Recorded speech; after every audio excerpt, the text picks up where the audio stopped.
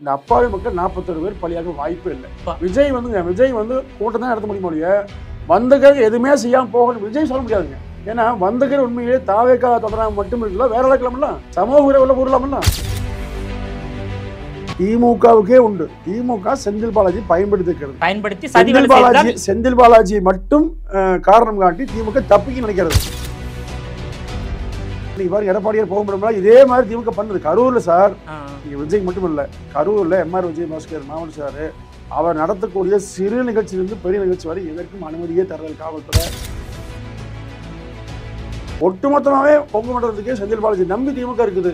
அப்போ அந்த அளவுக்கு நான் இருக்கிற போது நான் ஏதாவது பண்ணி காட்டுறது ஆர்வ திமுக செந்தில் பாலாஜி வருது. அதன் விளைவு தான் இந்த நிகழ்ச்சி. நீங்க அவர் பேச ஆரம்பிச்சா மட்டும்தான் உடம்பு யாருக்கும் உடம்பு சரியா போக வண்டி வரும். வண்டி வந்து யாருமே இருக்க மாட்டாங்க. ஒரு 29 நிகழ்ச்சி வரைக்கும் அவர் கணக்குல.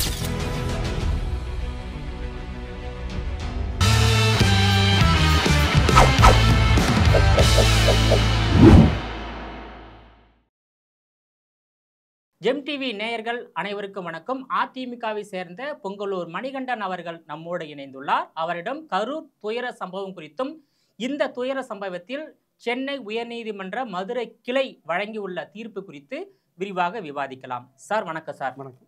இப்போ கரூர் துயர சம்பவத்தில் சென்னை உயர்நீதிமன்ற மதுரை கிளை ஒரு பரபரப்பான ஒரு தீர்ப்பு வழங்கி உள்ளது. திமுக அரசாங்கத்தின் மீது பல்வேறு கேள்விகளை முன்வைத்துள்ளது. குறிப்பாக வந்து விஜய் மீது ஏன் வழக்கு பதிவு செய்து கைது செய்யவில்லை, அதேபோல் விஜய் மேற்கொண்ட அந்த பிரச்சார வாகனத்தை ஏன் கைப்பற்றவில்லை என்றெல்லாம் கேள்வி கேட்டுள்ளது. எதிர்க்கட்சியாக உள்ள அதிமுக இந்த வழக்கின் தீர்ப்பையும் இந்த நெரிசலில் சிக்கி உயிரிழந்த சம்பவம் குறித்து எப்படி பார்க்கிறது? அதாவது ஒரு மிக வருத்தத்துக்குரிய சம்பவம் அது. அது ஏதோ வந்து யாரும் திட்டமிட்டு இப்படி நடக்கும் என்று எதிர்பார்த்து நடக்கலை. இப்போது அந்த சம்பவத்தில் திரு விஜய் அவர்கள் மக்களை சந்திப்பதற்கும் அல்லது மக்கள் கலந்துவதற்கும் ரெண்டுமே உரிமை உண்டு, யாரும் மறுக்க முடியாது. இது வந்து ஜனநாயகம் கொடுத்துக்க உரிமை.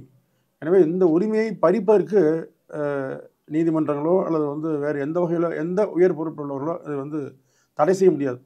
ஜனநாயகம் கொடுத்துள்ள உரிமை இதை வந்து மிஸ்யூஸ் பண்ணியிருக்காங்கல்ல. இல்லை மிஸ்யூஸ்னா எப்படி மிஸ்யூஸ்ன்னு சொல்றீங்க? அதாவது ஒரு கூட்டம் நடத்துகிறாங்க, நீ இது போன்ற நீங்கள் நிறைய சம்பவம் சொல்லாங்க. திமுகவில் நடந்திருக்குது, காங்கிரஸ் நடந்திருக்குது, கம்யூனிஸ்ட் நடந்திருக்குது, நீங்கள் பல மாநிலம் சொல்ல நிறைய சம்பவம் நடந்து கொண்டு தமிழ்நாட்டில் நடந்து கொண்டு. சார் இந்தியாவிலேயே அதிகபட்சமாக ஒரு அரசியல்வாதி மேற்கொண்ட பிரச்சாரத்தில் முதல் நிகழ்ச்சி. அதாவது எந்த ஒரு நிகழ்ச்சியுமே நாம் வந்து இப்படி நடக்கும் என்று முன்கூட்டியே யூகிக்க நம்மால் முடியாது, அரசியலில் முடியாது. இப்போ நீங்கள் ஒரு லட்சம் பேர் அழைக்கிறோம், 1 லட்சம் பேர் வர்றாங்கன்னு சொன்னால் அந்த வருகிற நபர்கள் உள் மனசில் என்ன வச்சுக்கான்னு எப்படி தெரியுங்க? இப்போது அதுக்கு போதிய பாதுகாப்பு, அதை கட்டுப்படுத்தக்கூடிய அதிகாரம் அடைந்த காவல்துறை இவர்களால் தான் அந்த கூட்டம் சிறப்பாக முடியுங்க. ஏன் எதனாலினா பொது சொத்துக்கள் சேதமாகக்கூடாது, பொதுமக்களுக்கு அங்கே வந்துக்கிற கட்சிக்காரர்களை தாண்டி பொதுமக்களுக்கு பாதிப்பு, இதெல்லாம் சட்டம் கொடுக்குற முக்கியமான அம்சம் இல்லை. அப்போது இதை வந்து இப்போ நான் ஒரு கூட்டம் போகிறேன்னு சொல்கிறேன், நீ எங்கே ஓட்டு போங்க எனக்கு என்னங்க அப்படின்னு சொல்லி அரசாங்கம் போக முடியாதுங்க. அரசாங்கம் அனுமதி கொடுக்குற போது அனுமதி கொடுப்பதற்கான விதிமுறைகளை இப்படி கடைப்பிடிங்கன்னு சொல்லும் போது அப்போ இதையெல்லாம் வந்து கண்காணிக்கிற வரும் அவர்தான் உண்டுங்க. அதாவது அரசாங்கம் கொடுத்த 11 விதிமுறைகளில் 2 விதிமுறைகள் தான் விஜய் அவர்கள் கடைபிடித்ததாகவும் 9 விதிமுறைகளை மீறிவிட்டதாகவும் ஒரு கருத்து இருக்கின்றது. அப்போ வந்து இந்த சம்பவத்துக்கு யார் காரணம் என்ற திமுக காரணமா இல்லை தாவேக காரணமா? இல்லைங்க, விதிமுறையிலே வச்சுக்குவோம். ஒரு விதிமுறை சொல்கிறேன். இப்போது எவ்வளோ பேர் கலந்துக்குன்னு பொதுவாக கேட்பாங்க. எந்த நிகழ்ச்சி வேணாலும் காவல்துறையில் எவ்வளோ பேர் வருவாங்க சார்னு கேட்பாங்க. யாருமே வந்து 1 லட்சம் பேர் வருவாங்க சார்னு சொல்ல முடியாது. சொன்னீங்கன்னா அனுமதி இல்லைன்றாங்க. ஆர்ப்பாட்டம் நடத்துகிறோம், நிறைய நிகழ்ச்சி நடத்திக்கிறோம், ஆர்ப்பாட்டம் நடத்துகிறோம், 100 பேருக்கு சொல்ல மாட்டோம், 1000 பேர் வந்துடுவேன். 1000 பேர்னு சொன்னீங்கன்னா அனுமதிக்கும் இல்லைன்றாங்க. ஏன்னா 1000 பேருக்கு மேலே இருந்து எதாவது பிரச்சனை இல்லை, கைது செய்ய சிரமம். இப்போது கரூர்லேயே நீங்கள் 10,000 பேர் எழுதி கொடுத்தாங்கிறாங்க, அப்படி தான் கொடுப்பாங்க பொதுவாகவே. அப்போ இந்த கட்சி இவ்வளோ 4000 உருவாகி எப்படிப்பட்ட அளவில் இந்த கட்சி இயங்குதுங்கிற அந்த தன்மையெல்லாம் உளவுத்துறைக்கு தெரியுங்க, காவல்துறைக்கு தான் தெரியும். அதுதான் அந்த துறைக்கே வேலையை. அந்த துறை காலையே வந்துருச்சா யார் என்ன பண்ணுறாங்க ஆய்வு பண்ணுறது அந்த வேலையை. அப்போ அதை செய்ய தவறிட்டாங்க.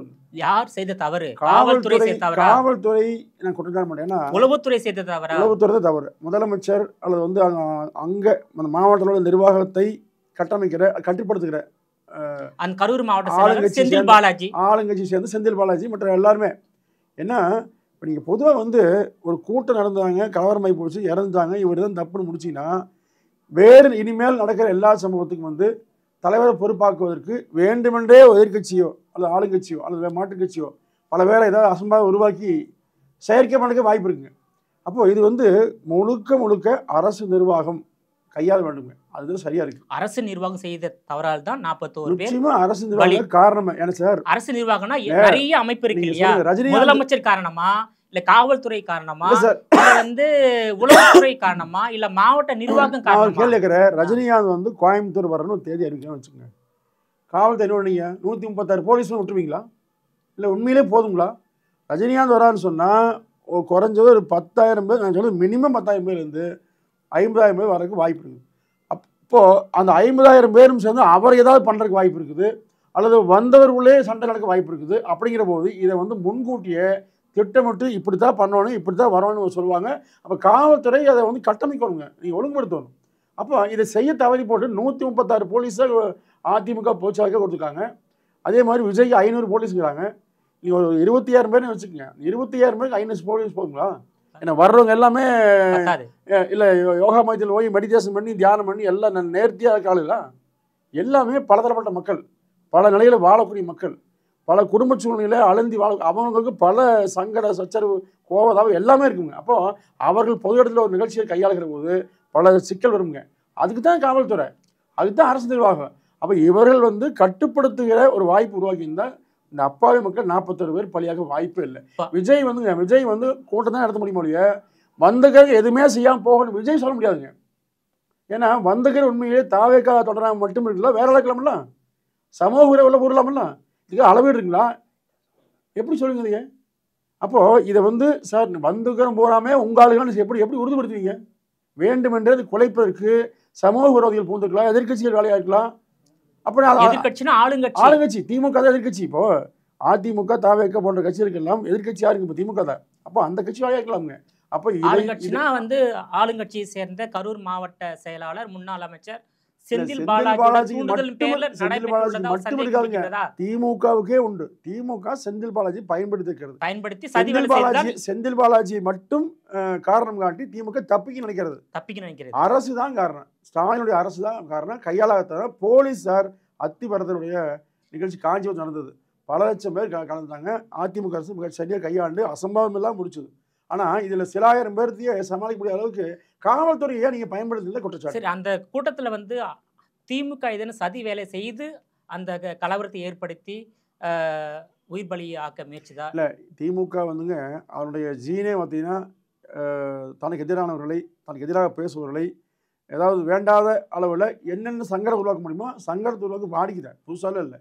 திமுகனால் அது நிறைய காலங்காலமாக அண்ணா காலத்துலேருந்து நீங்கள் பெருந்தலைவர் காமராஜரை அல்லது அன்னை இந்திரா காந்தியை நீங்கள் எல்லாத்தையுமே திமுக விமர்சித்தது மட்டும் இல்லை, தகராறு செஞ்சுருக்குது, அடிதடியாக மாறி இருக்குது. இந்திரா காந்தி அம்மையார் பிரதமர் அவங்கள மதுரை வந்தப்போ அவங்கள அடித்து வச்சு ரத்த மரல் பண்ணாங்க. அப்போ இது திமுக வாடிக்கைங்க. அப்போ விஜய் மட்டும் விட்டு வைப்பாங்களா? இப்போ அந்த விஜய்க்கு இது நடக்கும் என்பது எல்லோருக்குமே தெரியுங்க. தமிழ்நாட்டில் நடக்கிற நல்லது கெட்டது அனைத்திலும் திமுக பங்குண்டு. அப்போ அந்த திமுகவை எதிர்த்து நம்ம களமாடுகிற போது மிக ஜாக்கிரதையான புரட்சி அம்மா அவர்களே வந்து பல இடங்களில் பல சம்பவம் அம்மாவுக்கு நடந்தது. அவர்களே மிகப்பெரிய ஆளுமையுள்ள தலைவியே திமுக அந்த மாதிரி பண்ணிச்சு.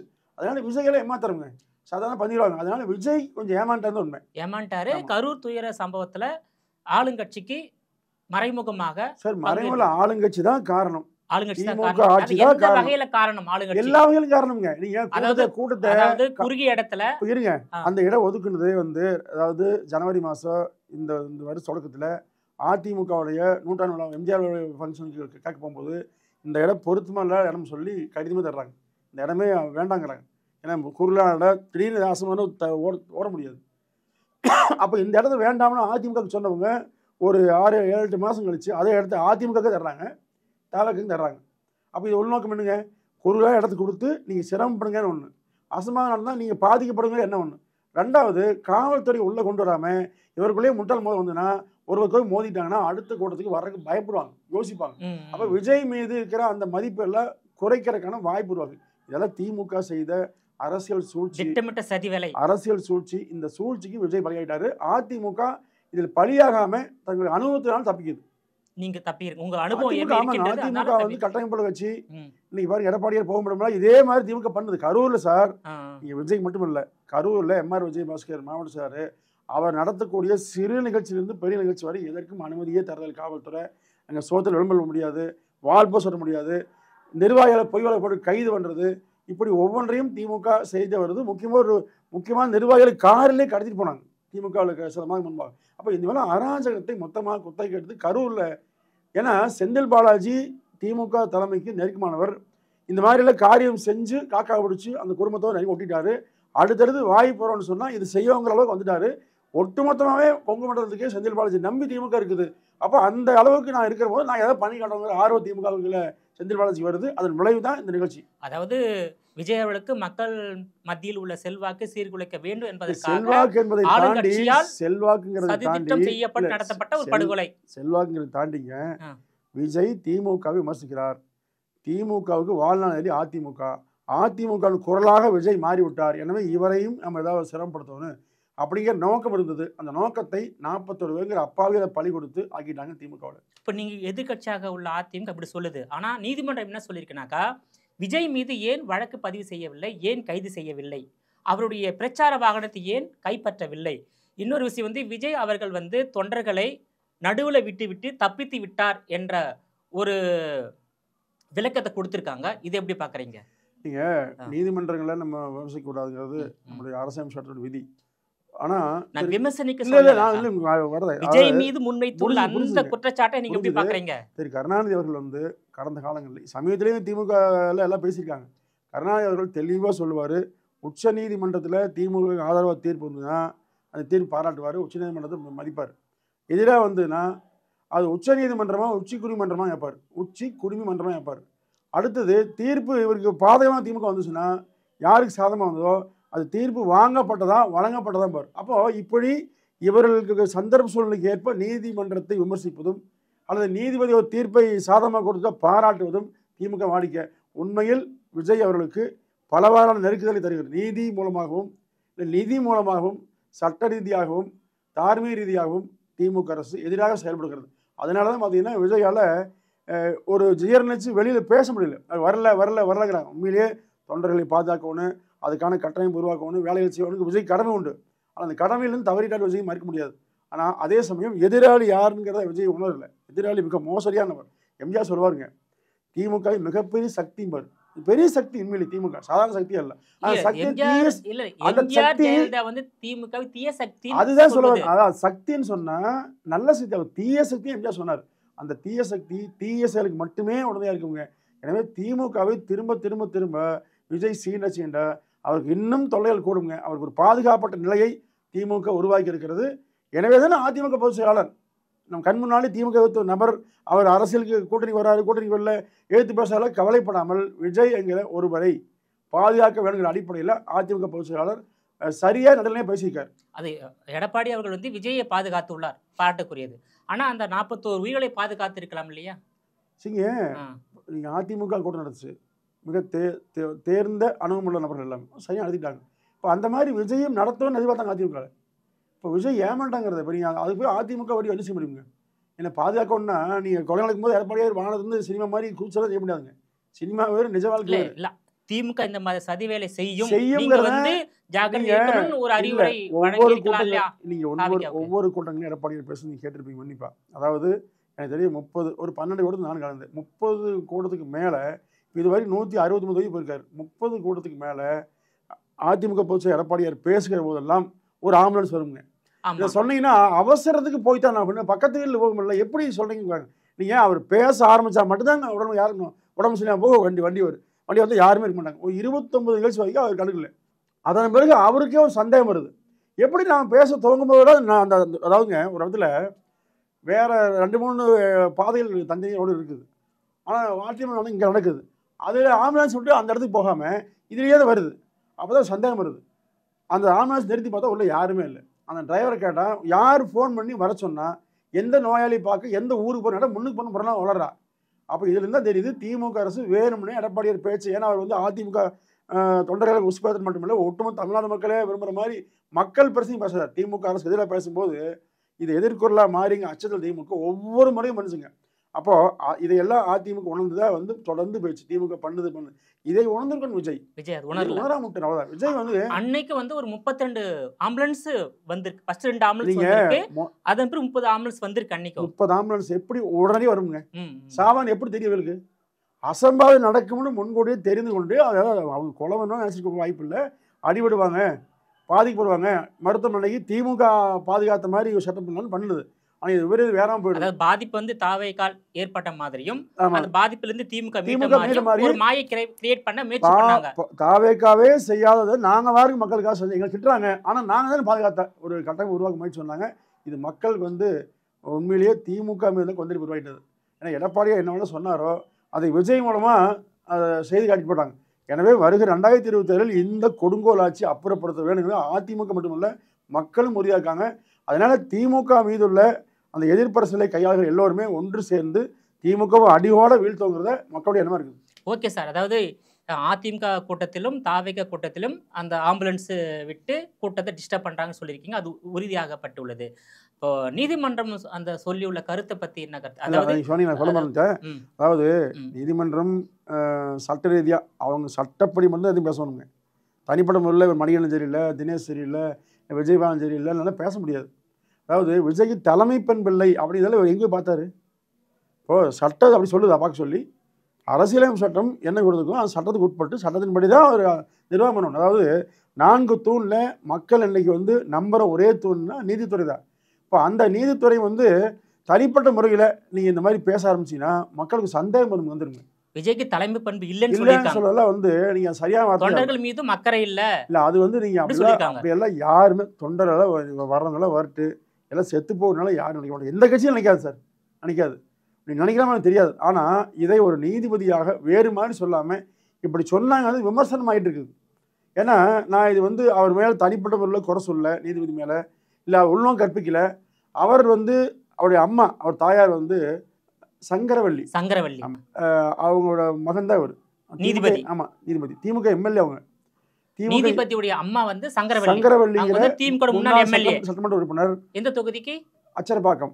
ஆமாம். எந்த காலகட்டத்தில் சார்? 2006ங்க. 2006 2011. ஆமாங்க. இப்போ அவங்க வந்து இப்போ திமுகவில் மகளிர் அணியில் பிரச்சார செயலாக இருக்காங்க. இப்போ அது சந்தேகம் மக்கள் மத்தியில் வருதுங்க. மக்கள் அவங்க நீதிமன்றம் விமர்சனம் உட்பட்டதா? விமர்சனத்துக்கு உட்படாமல் யாரும் பேச முடியாது. ஒரு நீதிபதி மிகப்பெரிய ஊழல் செஞ்சு கைது பண்ணாங்க. அப்போ இதெல்லாம் வருங்க. அப்போ அந்த நீதிபதி அளிக்கிற தீர்ப்பில் இவ்வளவு விமர்சனங்கள் திமுகவுக்கு அரசியல் செய்வதற்கு வாய்ப்பாக திமுக எதிராக கருத்து சொல்லக்கூடிய விஜய் நோக்கி வருகிறதுன்னு சொன்னால் சந்தேகம் வரணும் செய்யுங்க. அதனால நீதிபதி சொன்னதை ஏற்க முடியாது. நிச்சயமாக சரியானதே இல்லை. இதை இன்னொரு நீதிபதி மாற்றி கூட சொல்லலாம், மாற்றி சொல்லலாம். இது மாதிரி திமுகவை மற்ற கட்சிகளை இதே பல நீதிபதிகள் கடுமையாக விமர்சிச்சாங்க. ஸோ நீதிபதி உடைய அம்மா வந்து திமுகவுடைய விசுவாசி, திமுக முன்னாள் சட்டமன்ற உறுப்பினர் மகன் தான். அதன் அடிப்படையில் தான் இந்த தீர்ப்பு வந்து விஜய்க்கு எதிராக வழங்கப்பட்டது. பொதுவாக பார்த்தீங்கன்னா இப்போ நீங்கள் நிதி பாதி நீதியுமே பாதி ஆகிட்டு இருக்குது. ரொம்ப ஆபத்தது. இது வந்து மக்களுக்கு நம்பிக்கையான நீதிமன்றம் நம்புகிறோம். அந்த நீதிமன்றம் சரியா எங்களினா மக்கள் விமர்சிப்பது தவிர்க்க முடியாது. ஆமாம், உண்மைதான் சார். இன்னொரு விஷயம் வந்து விடுதலை சிறுத்தை கட்சியின் தலைவர் என்ன சொல்லியிருக்காருனாக்கா, விஜய் மீது வழக்கு பதிவு செய்யணும், அவர் கைது செய்யணும்னு சொல்லியிருக்காங்க. நீதிமன்றம் ஒரு பக்கம் சொல்லியிருந்தாலும் திமுக கூட்டணியில் உள்ள ஒரு அரசு கட்சி தலைவர் சொல்லியிருக்கிற இந்த கருத்தை நீங்கள் திருமாவளவன் நடத்திய விசிக கூட்டங்களில் 2 நிகழ்ச்சி பார்த்தோம். அது பார்த்துருப்பீங்கன்னா அவர் வந்து கடுமையாக திட்டுவார். அவனுக்கு ஒரு இவனுக்கு ஒருபார் எல்லாம் ஸ்டேஜில் அவரே சத்தம் போட்டு போவார். அந்த மேலெல்லாம் ஏறி நிற்பாங்க. கிட்டத்தட்ட 1/2 மணி நேரம் அதை பேசிகிட்டு இருப்பார். கடுமையாக திட்டுவார். அதே மாதிரி அந்த ரோட்டில் வச்சுக்கிற அந்த கொடி நடுற அந்த இரும்பு கம்பியில் போகிறா யாராலுமே எடுத்துகிட்டு போயிட்டாங்கன்னு சொல்லி அவரே சொல்லுவார். ஒவ்வொரு முறையும் எடுத்துகிட்டு போடுறாங்க, நாங்கள் தான் பணம் கட்டுறேன்னு சொல்லுவார். அப்போது 30 வருஷம் அரசியல் பண்ணக்கூடிய திருமாவளவன் 2-3 முறை எம்பி ஆனவர், கட்சியை கட்டளையும் வலுவாக வச்சுக்கிறார். அவர் கட்சியில் இந்த மாதிரி இருக்குது. இப்போ நேற்று மலைத்த கட்சி எப்படி இருக்குங்க? அது பக்குவம் இல்லை தான், மறக்க முடியாது. விஜய் கட்சி பக்குவம் இல்லை. அந்த நிர்வாகிகளுக்கு அது ஒன்றுமே தெரியல. அது புஷி ஆனந்தோ, ஆதவர்ஜனாவோ, நிர்மல்குமாரோ நிர்வகிக்கிற தகுதி பெற்றவர் அல்ல. அருண்ராஜ் ஐஆர்எஸ் தான் ஒரு தகுதி வாய்ந்தவராக இருக்கார். இன்னும் அவரை பயன்படுத்தலை. உண்மையை சொன்னால் அந்த கட்சியை பற்றி பேசுறதுக்கு முன்பாக திருமாவளவன் தன் கட்சியில் உள்ள அமைப்பு ரீதியாக உள்ள சிக்கலை பார்க்கணுங்க. விஜய் வந்து எல்லாருமே மொத்த கணையில் ஒரு நபரை சண்டை நிறுத்தி வச்சு சுற்றி நின்று அடிச்சிங்கன்னா அவர் தாங்காமல் ஓடிடுவா நம்புகிறாங்க. நிச்சயமாக ஜனநாயக சக்திகள் அப்படி திமுகவோ கூட்டணி கட்சிகளோ மிரட்டினா அதை வந்து பக்கபலமாக கண்டுகொள்ளாமல் இருக்க மாட்டோம். நிச்சயமாக அதிமுக உறுதியாக நிற்குங்க. அதாவது விஜய்க்கு வந்து அதிமுக உறுதுணையா இருக்கும். நிச்சயமா இருக்கும். அதாவது தாவேக தரப்புல வந்து சென்னை மதுரை உயர்நீதிமன்ற கிளையில சிபிஐ விசாரணை கோரி மனு போட்டாங்க. அந்த மனு தள்ளுபடி செய்யப்பட்டு விட்டது. இல்லை அது வந்துங்க ஒரு நீதிமன்றம் தள்ளுபடி பண்ணுங்க, அடுத்த நிமிடம் ஏற்பாங்க. அடுத்தடுத்து இல்லை அது நம்ம எல்லா உள்நோக்கமும் சொல்ல முடியாதுங்க. அது காரணம் நீதி நல்லா நடத்திருப்போம், அது நம்ம சொல்ல முடியாது. அது தனி ஒரு விஷயம். ஒரு விசாரணை கூட வடக்கு மண்டல ஐஜி தலைமையில் ஆமாம் ஒரு விசாரணை போட்டிருக்காங்க, ஒரு நீதிமன்றம் போட்டிருக்கு. அதனால அது மாதிரி முறையாக போகுங்க. நீதிமன்றம் அப்படியெல்லாம் வந்து எல்லா இது மாதிரியும் சொல்ல முடியாது. சரியாக தான் நீதி இயங்குது. நிச்சயமாக ஒரு நீதி அந்த 41 அப்பாயின்மெண்ட்களுக்கு கிடைக்கும்னு நம்புகிறோம். நீதி கிடைக்கட்டும். அந்த 41 பேர் உயிரிழப்பு காரணம் மறைமுக காரணம் திமுக தான். இல்லை மறைமுகமான வெளிப்படை காரணமே திமுக. வெளிப்படை காரணம் திமுக வந்து அதிமுக கூட்டங்களையும் நடத்த விடாமல் நிறைய நடத்தி பண்ணாங்க, தடுக்கிறாங்க. அதே நீங்க நடத்துறீங்க, உங்களுக்கு அனுபவம் இருக்கின்றது. ஆனா தாவேக்காவுக்கு அனுபவம் இல்லை. இல்லை நீங்கள் ஒன்றும் வேணாங்க. எங்கள் பகுதியில் இந்த வேகத்தடை போகிறாங்க இல்லைங்களா, எல்லா ஊர்லேயுமே. உடுமல்பேட்டைக்கு ஸ்டாலின் வந்தார் ஒரு சில மாதத்துக்கு முன்பாக. அப்போது உடுமல்பேட்டையிலேருந்து திருப்பூர் வரைக்கும் அத்தனை வேகத்தையும் எடுத்தாங்க. அவர் ஸ்டாலினுடைய வாகனம் போகும்போது ஏறி இறங்காமல் ஒரே சொகுசாக போகிறதுக்காக எல்லா வேகத்தையும் எடுத்துட்டாங்க. 3 நாள் 4 நாள் கழிச்சு எடப்பாடி வர்றாரு, அவசர அவசரமாக வேகத்தடி மாடி போடுறாங்க. அதே மாதிரி ஃப்ளெக்ஸ் வைக்கிறது, விளம்பரம் எழுதுறது, கொடியேற்றதெல்லாம் வந்து அதிமுகவுக்கு மிகப்பெரிய கட்டுப்பாடு. திமுக நினைச்ச வைக்கலாம் வைக்கிறாங்க. அப்போது அதிகாரத்தில் இருக்கிற ஒரு காரணத்துக்காக முழுக்க முழுக்க ஜனநாயகத்தையே வந்து தவறாக வழிநடத்துறதுக்கு பயன்படுத்தி திமுக. அப்போ அந்த திமுக பற்றி நீங்கள் எப்படி நீங்கள் நம்புவீங்க? எனவே திமுக செய்யக்கூடிய எல்லா செயல்களும் எதிரிகளுக்கு எதிரியாக யார் திமுக நினைக்கிறதோ அவளுக்கு ஆபத்தாக முடியுங்க. அந்த வகையில் அதிமுக மிக எச்சரிக்கையோடு அணுகிறது. 26 அதற்கான விடையை திமுக உணருங்க, அனுபவிக்கும். சரி, அதிமுகவுக்கு எல்லா விஷயமும் தெரிஞ்சு விட்டது. அதாவது கரூர் துயர சம்பவத்துக்கு திமுக தான் நேரடியாக காரணம் சொல்லிட்டு, இது குறித்து மக்கள் மத்தியில் ஒரு விழிப்புணர்வை ஏற்படுத்த வேண்டும் என்பதற்காக திமுக எதிராக அதிமுக மக்களை திட்டி ஒரு போராட்டம் நடத்தலாம்ல, நடத்தி நீங்க தான் கொன்னீங்கன்னு சொல்லலாம்ல. கொன்னீங்கன்னு சொல்ல வரல, அவர் வந்து அவங்க தான் எடுத்து 60 வெட்டி கொண்டான்னு சொல்லல, ஒரு அசம்பாவத்தை நடப்பதற்கு சூழ்நிலையை உருவாக்கிட்டாங்கிறதா. அப்போ நீங்க இது வந்து சோசியல் மீடியா உலகம், நீ எல்லா நான் யாருமே சொல்ல வேண்டாம், யாரை சொன்னாலும் திமுக தவறு செய்யாதுன்னு சொல்ல யாருமே ஒத்துக்கல, அவங்க செய்வாங்கன்னு மக்கள் சொல்றாங்க. இது சோசியல் மீடியா காலம், எல்லாத்துக்கும் செய்தி போயிடுது, பரவிடுது, மக்கள் விவாதிக்கிறாங்க, எல்லா நேரங்களிலும் செய்தியாக போயிட்டு இருக்குது. இதனால இது தனியாக போராட்டம் தேவையில்லை. நிச்சயமாக 2026 தேர்தல் தான் பதிலடி. தேர்தல் மூலமாக திமுகவுக்கு உரிய பதிலடி கொடுக்குங்க. சார், தேர்தல் மூலமாக பதிலடி கொடுக்குறீங்க, அது ஓகே சார். இப்போ வந்து நீதிமன்றம் என்ன சொல்லியிருக்காங்க, விஜய் மீது வழக்கு பதிவு செய்யணும், கைது செய்யணும், விஜய் பயன்படுத்திய பிரச்சார வாகனத்தை கைப்பற்ற வேண்டும் என்று சொல்லியிருக்காங்க. இதெல்லாம் தமிழக அரசு செய்யணுமா இல்லை என்ன? அதெல்லாம் அதீதமான செயல்கள். நீங்கள் விஜய் ஒரு தலைவருக்கு வந்து கூட்டத்தில் கலந்து கொள்ளும் உரிமை, வந்து கலந்துக்கிறவங்கள யார் என்ன என்று கண்காணிக்க உரிமை அவர் கிடையாது. நான் முதலே சொன்னேன். ஏன்னா 1 லட்சம் பேர் வராங்கன்னா 10,000 பேர் 20,000 பேர் வேற ஆளுக்கும் இருக்கலாம். இப்போ எல்லா கூட்டங்களையும் திமுக சேர்ந்தவங்க கலந்து எப்போ இருப்பாங்க. இப்போ கருணாநிதி பேசினா எல்லா கட்சிக்கும் போவாங்க. இப்போது அம்மா பேசினாங்கன்னா இப்போ ஒன்றும் வேண்டாங்க, செருப்பு பேசுகிறாங்க விஜய் கூட்டத்தில். செந்தில் பாலாஜி விளக்கு ஒன்று அருமையாக தராரு, பார்த்துருப்பீங்க. அதாவது கவனத்தை ஈர்ப்பதற்காக, விஜயோடைய கவனத்தை ஈர்ப்பதற்காக செருப்பு பேசினாங்கிறார். நாளைக்கு செருப்பு பேசுகிற கலாச்சாரம் இயக்கம் உருவாயிரு. ஏற்கனவே தடியடி நடத்துறது, கல்வீசி நடத்துறது, இந்த மாதிரி எல்லாம் திமுக நிறைய இடங்கள் பண்ணிச்சுங்க. இப்போது அதாவது ஜனநாயகத்தை முறையாக பயன்படுத்தாமல், ஜனநாயகத்தை வந்து தங்கள் இச்சைகளுக்கு ஏற்ப பயன்படுத்தல திமுக நினைக்கிற திமுகங்க. அதை வந்து ஆயுதத்தை பயன்படுத்துவாங்க. நீங்கள் சொல்லாயுதம் பயன்படுத்தி அண்ணா ஆட்சி அமைச்சார். நீங்கள் வந்து அப்படி இல்லை, கருவிகள் கொண்டு எல்லா ஆயுதத்தையும் பயன்படுத்தி மக்களையே கொல்லக்கூடிய 1972 70-72 திமுக ஆட்சி, கருணாநிதி முதலமைச்சர். இன்னைக்கு எல்லாம் பேசுகிறாங்க திமுகவில், ஸ்டெர்லைட் பேசுகிறாங்க, நிறைய விஷயம் உதாரணங்காட்டி அதிமுக சொல்கிறாங்க. 70 ஒரே ஒரு பைசா மின்சார கட்டணம் குறைக்க சொன்னாங்க. அன்றைக்கி 1 பைசா 8 பைசா இருந்ததை 9 பைசா. அப்போ வந்து இலவச மின்சாரம் இல்லை, கூட்டி பண்ணதுக்காக விவசாயி போராடினாங்க. அந்த விவசாயிகளை துணிவைக்கு யாராவது கொண்டார், கொண்டு போட்டுங்க. இரும்புக்கு 22 பேர் மொத்தம் திமுக. ஆமாம், திமுக ஆட்சி வந்து 22 பேர் மொத்தம். பெத்தநாயகம்பாங்கிற ஊரில் ஒரே நாளில் 9 பேர் இருந்தாங்க. அந்த சம்பவத்துக்கு பிறகு கருணாநிதியிடம் நிறுவனம் கேட்டபோது விவசாயிகள் மேலும் போராடினால் இரும்புக்கரம் கொண்டு ஒடுக்கன்னு அன்றைக்கி பேசினார். அப்போ இப்படிப்பட்ட மனநிலையில் உள்ள கருணாநிதியும் அவர்களால் வளர்ந்த திமுக எப்படி இருக்கு பாருங்க. அதே மாதிரி நீங்கள் திமுக ஆட்சியில் தான் தேயிலை தோட்ட தொழிலாளர்கள் எந்த ஒன்றுது, தேயிலை தோட்ட தொழிலாளர்கள் வந்து இதே மாதிரி வந்து போராடும்போது தாமிரபரணி ஆற்றுல 17 பேர்த்த காவல்துறை அடித்து அந்த ஆற்றுக்குள்ளே உளுந்து 17 பேர் பரிதாபமாக இறந்தாங்க. அதனால வந்து இந்த பரிதாபம் பேசுறது மக்களை கொள்வதில் திமுகவுக்கு வந்து காவல்துறையை பயன்படுத்தி திமுக செய்யக்கூடிய அராஜகங்கள் எப்போதுமே அதிகம்ங்க. அதற்கு அதுவும் சில நேரங்களில் பல அனுபவங்களை பெற்றிருக்கிறது. இன்னொரு விஷயம் வந்து இப்போ கரூர் விஷயத்துல அதிமுக விஜய் பக்கம் நிற்கிறது. 2026 சட்டமன்ற தேர்தலில் விஜய் அதிமுக பக்கம் நிற்பாரா?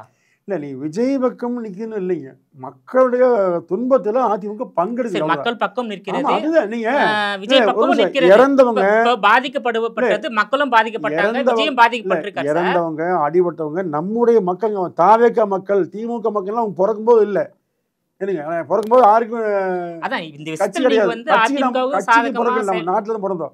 அப்போ ஒரு பாதிப்பு வரும்போது பாதிப்பு பொதுவானதை, ஒரு மரணம்ங்கிறது கள்ளக்குறிச்சியில் 68 பேர் இருந்தாங்க. அந்த மரணத்தையெல்லாம் இந்த மாதிரி திமுக கையாளவே இல்லை. ஓடி ஓடி பார்க்கல, யாரும் அழுகலை, கண்ணீர் சிந்தலை, நாடகம் போடல, இரவோட இரவா முதலமைச்சர் போகலை, உதயநிதி ஓடி ஓடி பார்க்கல, எதுவுமே செய்யலை. ஏர்சோ நடத்தும்போது 5 பேர் இருந்தாங்க, திமுக கண்டுக்குச்சிங்களா? கண்டுக்கவே இல்லை. 25 பேர் லாக்அப் எடுத்து காவல்துறையால் கொல்லப்பட்டவங்க. கடைசி அஜித்குமார் என்ன பண்ணாங்க, வெறும் சாரியர் முடிச்சிட்டாரு. இதெல்லாம் வந்துங்க, இதுக்கெல்லாம் வந்து திமுகவை வந்து பெரிதுபடுத்தி பேசணும் அவசியம் இல்லைங்க. திமுக ஆட்சி அப்புறப்படுத்தாவிட்டால் நாட்டுக்கு பேராபத்து. சார், திமுக ஆட்சி அப்புறப்படுத்த வேண்டும் என்பது என்டிஏ கூட்டணியோட பிரதான கடமை. அதை நோக்கி தான் அரசியல் செய்து கொண்டிருக்கிறீங்க. இப்போ வந்து கூட்டணி என்பது அதிமுக, பாஜக, புரட்சி பாரதம், இந்த 3 கட்சி தான் இருக்கின்றது. இப்போ அந்த கூட்டணி பார்த்தீங்கன்னாக்கா திமுக வந்து ஏறுமுகமாக இருக்கின்றது, அதிமுக இறங்கு முகமாக இருக்கின்றது. ஸோ கூட்டணி பலத்தால் உங்களால் வெல்ல முடியாது. மக்கள் பலம் உங்களுக்கு இருக்கின்றதா 2026? நீங்கள் 2011, 2016 2 தேர்தல் நீங்கள் பாருங்கள். திமுகவுக்கு வந்து வலிமையான கூட்டணி 2011 எல்லா கட்சியும் இருந்தது. அன்றைக்கு திமுக அந்த தேர்தலுக்கு முன்பாக 2019 வந்து பெண்ணாகரம் இடைத்தேர்தலில் திமுக மிகப்பெரிய வெற்றி, அதிமுக டெபாசிட் போச்சு. அந்த தேர்தல் கருணாநிதி முழங்கினார், 25 ஆண்டுகளுக்கு இனிமேல் திமுக ஆளுன்னு சொன்னாங்க. ஆனால் ஒரே ஆண்டில் நடந்த பொதுத் தேர்தலில் பெண்ணாகத்தில் திமுக படுதோல்வி, அதிமுக அங்கே வெற்றி பெற்று தமிழ்நாட்டில் ஆட்சி முடிச்சது. பெரிய கட்சி ஆதரவு இல்லாமல் திமுக வலிமையாக இருந்தது. 2016 எந்த கூட்டணியுமே இல்லாமல் அதிமுக வென்றதுங்க. மக்கள் விரும்பிட்டா கூட்டணி எல்லாம் பெருசு சார். நபர்கள் 4 பேர் இருப்பாங்க, 10 பேர் இருப்பாங்க, மக்கள் தான் தீர்மானிப்பாங்க. இப்போது திமுக உள்ள கட்சி 10 கட்சியுடைய உறுப்பினர் சேர்ந்து ஓட்டு போட்டு ஆட்சிக்க முடியாது சார், மக்கள் தான் போடணும். அந்த உறுப்பினர் எண்ணிக்கொண்டு யாரும் ஆட்சிக்கு வர முடியாது. அதனால் மக்கள் யார் பக்கம் பாருங்கள். மக்கள் இப்பொழுது அதிமுக பக்கம், யார் வந்தாலும் வராவிட்டாலும் அதிமுக தான் திமுகவை வெல்லுங்க. விஜய் வந்து அதிமுக பக்கம் வர வாய்ப்பு இருக்கின்றதா? இல்லை, அதெல்லாம் காலம் இருக்குங்க. வந்தாலும் வரவேற்போம், வர வேண்டியதும் சரி கொடுத்தேன். ஏன்னா திமுக வீழ்த்துவது நமக்கு நோக்கமுங்க. அந்த திமுக வீழ்த்துவதற்கு தனித்தனியாக போட்டியிட்டு திமுகவுக்கு சில வாய்ப்புகள் கொடுக்கக்கூடாது. 234 தோற்கடிக்க வேண்டும் திமுக என்பது அதிமுக நோக்கமுங்க. விஜய் வந்தாலும் வரவேற்று எல்லாமே இணைந்து திமுக தோற்கடிப்போங்க, அதுதான் நோக்கம். வந்தாலும் வரவேற்போம். வருவாரான்னு கேட்டேன். இல்லை, வருவாராங்கிறது காலம் தான் தீர்மானிக்குங்க, அதை நம்ம சொல்ல முடியாது. பேச்சுவார்த்தை போயிட்டு இருக்கா? அப்படியெல்லாம் எதுவும் இல்லைங்க, அதெல்லாம் எதுவும் இல்லை. இல்ல பேச்சுவார்த்தைனா அதிமுகவும் தாவேக்காவும் பேச்சுவார்த்தை பாருங்க. இந்த பிண அரசியல் வைத்தெல்லாம் அதிமுக ஆதாயம் தேடாங்க, அரசியல் பண்ணாது. இது வரைக்கும் பண்ணதே இல்லை. இப்போ ஒன்றும் இல்லை, அனிதாவுக்கு அவ்வளோ ஆர்ப்பாட்டம் பண்ணீங்க. திமுக ஆட்சியில் புனிதாவை வந்து கொண்டாங்க சேலம் மாவட்டத்தில், சேலத்தில் நீட்டில். அதிமுக இந்த மாதிரி அரசியல் பண்ணலை, நியாயத்தை மட்டும் தான் பேசு. மக்களுக்கு வந்து போராட்ட உணவை தூண்டுறாங்க, தேவையில்லாமல் அரசியல் செய்யக்கூடாது. அதிமுக நிலைப்பாடு பிண அரசியல் செய்யக்கூடிய திமுக வேண்டுமானால் இப்படி அரசியல் பண்ணலாம். அதிமுக விஜயை அப்படியெல்லாம் கணித்தெல்லாம் வர வைக்காது. பொதுவாக திமுக வீழ்த்துவதற்கு, ஒன்று சேர்வதற்கு அதிமுக யாரையும் அழைக்குங்க. திமுகவை விழுத்தக்கூடிய கட்சிகள் எல்லாம் அதிமுக இணைய வேண்டும் என்று எடப்பாடி சொன்னார். ஆனால் அது யாரும் கேட்கல. இன்னைக்கு இது நடந்திருக்கு. உங்களுடைய விரிவான தகவலுக்கு ரொம்ப நன்றி சார். நன்றி.